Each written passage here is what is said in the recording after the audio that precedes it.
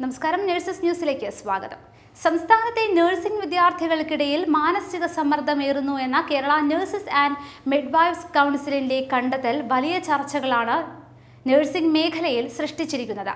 പരിഹരിക്കാനുള്ള മാർഗനിർദ്ദേശങ്ങൾ council registrar പുറത്തിറക്കുകയും ചെയ്തിട്ടുണ്ട്.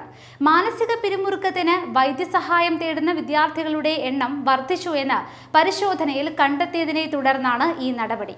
6 മാസത്തിലൊരിക്കൽ പൊതു PTA യോഗവും 3 മാസത്തിലൊരിക്കൽ ക്ലാസ് PTA യോഗവും വിളിച്ചു ചേർക്കണമെന്ന് മാർഗനിർദ്ദേശത്തിൽ പറയുന്നു. എല്ലാ രക്ഷിതാക്കൾക്കും കുട്ടികളുടെ നിലവാരം സംബന്ധിച്ച വിവരങ്ങൾ അറിയാനും പങ്കുവയ്ക്കാനും അവസരമൊരുക്കണം.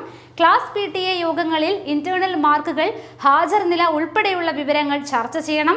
ആരോഗ്യ മേഖലയുമായി ബന്ധപ്പെട്ട പ്രത്യേക ദിവസങ്ങൾ പൊതുജനത്തെയും പങ്കെടുപ്പിച്ച് ആഘോഷിക്കണം. വിദ്യാർത്ഥികളുടെ ആവശ്യാനുസരണം റെമഡിയൽ ക്ലാസുകൾ ഏർപ്പെടുത്തണം.